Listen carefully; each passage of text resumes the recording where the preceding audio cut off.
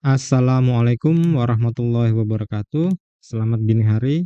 Apa kabar para pecinta catur di seluruh Indonesia? Selamat berjumpa kembali dengan saya di channel Indo Hobi Catur. Kali ini saya akan mereview sebuah game dari Anish Giri sebagai tuan rumah melawan Magnus Carlsen dari ajang Tata Steel Chess Master 2023 yang berlangsung di Wijk aan Zee, Belanda.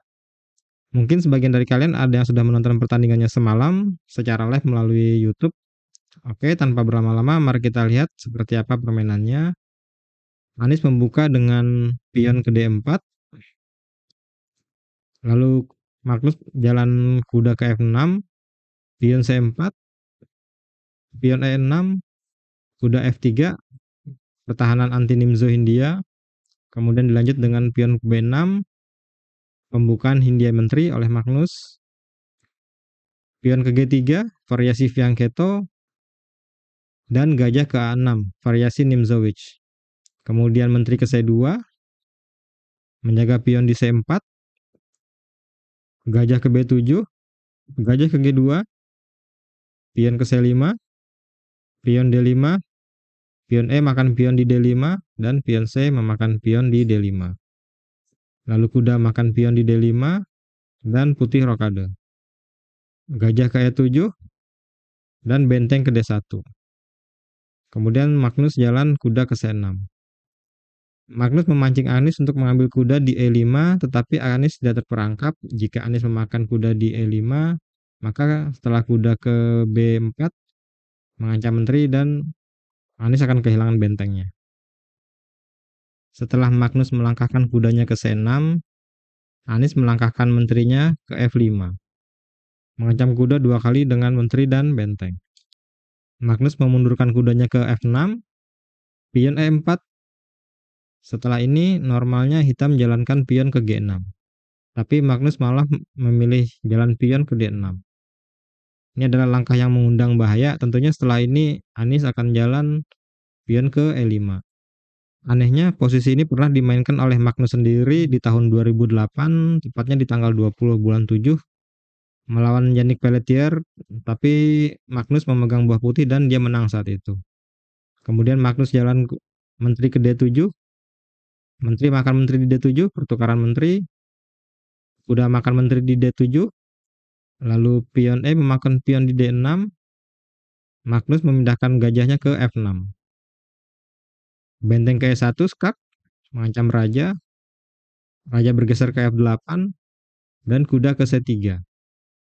Kuda B4 bermaksud untuk mengancam kedua benteng dengan pindah ke petak C2, namun Anies melangkahkan kudanya lebih dulu, kuda ke E5. Membuka diagonal gajah putih, sekaligus kuda mengancam skak dengan mengambil kuda di D7. Tidak ada pilihan bagi Magnus selain menukar gajahnya dengan kuda di E5. Maka Magnus memakan kuda di E5. Karena jika Magnus lebih memilih menjalankan benteng ke D8, setelah gajah makan gajah di B7, kuda makan kuda di E5, benteng ke D1, kuda ke C4, lalu pion ke D7 maju, raja ke E7, gajah ke C8, mengunci posisi pion, dan kuda ke C2. Lalu kuda ke D5, skak, memancing raja hitam ke tempat terbuka atau tertahan di petak F8. Oke, mari kita kembali. Setelah kuda memakan kuda di E5, Anies menjalankan gajah makan gajah di B7, benteng ke D8, benteng ke D1, kuda ke C4, pion ke D7 maju, dan kuda ke C2. Mengancam benteng di petak A1, benteng bergeser ke B1. Di sini sebaiknya hitam jalan kuda ke E5, mengancam pion siap promosi milik putih. Setelah gajah ke F4, lalu benteng memakan pion di D7, gajah memakan kuda di E5, benteng memakan gajah di E7, kuda ke E4, raja ke E7, melindungi petak F6, kuda makan gajah di F6, dan pion G memakan kuda di F6, lalu gajah mundur ke C3, benteng ke E8, dan raja ke F1, kuda ke B4, pion A maju ke A3, dan kuda mundur ke C6, benteng ke E1 skak, dan raja menghindar ke F8. Lalu gajah memakan pion di F6. Sampai di sini kedudukan relatif seimbang dengan sama-sama memiliki 2 benteng, 5 pion, hanya selisih kuda dan gajah.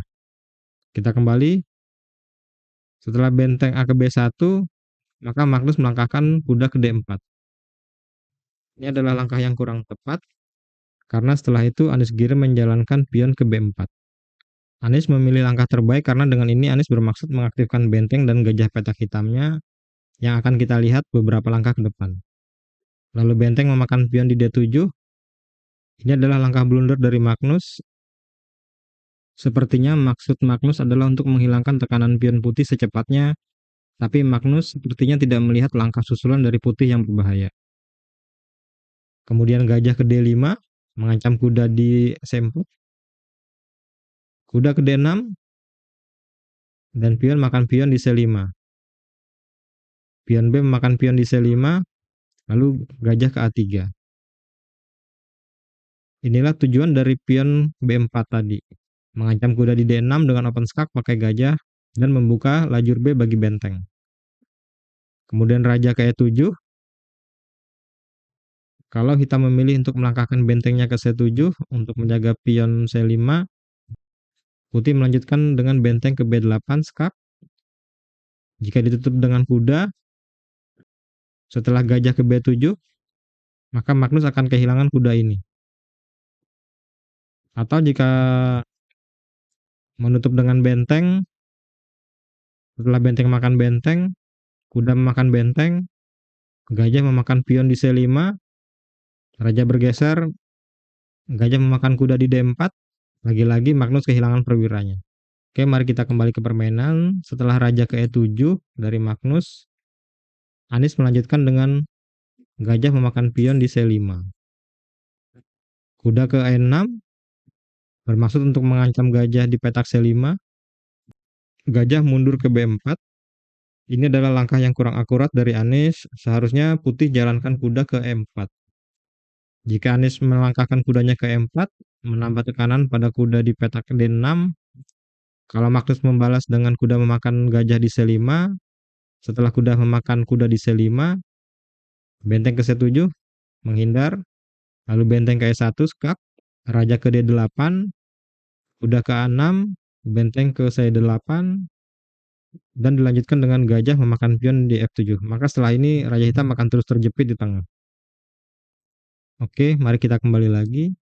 Setelah Anies jalan gajah ke B4, Magnus jalan pion ke A5.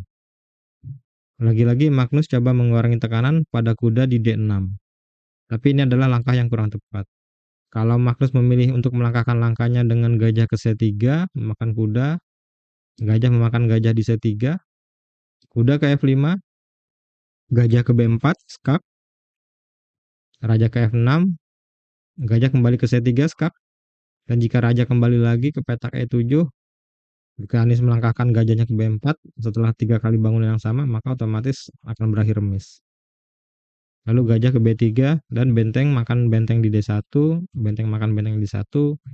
Kedudukan seimbang, meskipun putih memiliki sepasang gajah, namun hitam juga memiliki sepasang kuda. Oke, setelah pion ke A5, Anies melangkahkan gajah memakan pion di A5. Lalu Magnus jalan benteng ke C8, Anies melangkahkan kudanya ke A4, dan Magnus melangkahkan kuda ke C4. Atau pilihan lainnya, jika Magnus memilih langkah dengan benteng ke A7, mengancam gajah dan kuda di lajur A, lalu gajah ke B4, menahan langkah kuda di D6, lalu benteng memakan kuda di A4, gajah memakan kuda di D6, skak, raja memakan gajah di D6, gajah ke B7, skak sekaligus mengancam benteng, ditutup dengan benteng ke D4, setelah benteng makan benteng, kuda makan benteng, dan gajah memakan benteng di C8, maka putih memiliki pion bebas di lajur A. Oke, mari kita kembali. Setelah Magnus melangkahkan kudanya ke C4, Anies pun melangkahkan dengan benteng ke C1. Kembali menahan kuda, gajah ke E5, gajah ke B4, skak, raja ke F6, kuda ke C5, mengajak pertukaran kuda, dan kuda makan kuda, Benteng memakan kuda, lalu benteng D ke C7 menambah penjagaan pada kuda, Anies melangkahkan gajah ke A5. Setelah langkah Anies yang ke-35 ini, Magnus pun menyerah karena tidak mungkin menyelamatkan permainan ini dari kekalahan. Dan satu persatu perwira hitam akan hilang. Dan kini Anies memimpin turnamen dengan 3 poin dari 4 ronde. Sejak awal permainan, Magnus sepertinya ingin bermain dengan pembukaan yang lain dikarenakan pembukaan yang ia pahami juga dipahami oleh lawan-lawannya, tapi nyatanya tidaklah mudah bermain dengan pembukaan ini, khususnya dalam mode klasikal dengan format waktu yang lebih lama. Jika kita lihat pada langkah ke-17, dari database yang saya lihat sampai dengan langkah ke-17 ini, ada 3 permainan dengan susunan yang sama dan semua yang memainkan buah hitam itu kalah, termasuk Judith Polgar sebagai pemegang buah hitam. Oke, sekian saja review kali ini dari saya. Jika Anda menyukai permainan ini, klik like, klik dislike jika tidak suka, dan subscribe agar saya bersemangat membuat video-video menarik lainnya yang pastinya masih dari dunia catur ya. Terima kasih telah menonton, sampai jumpa di video berikutnya. Assalamualaikum warahmatullahi wabarakatuh. See ya.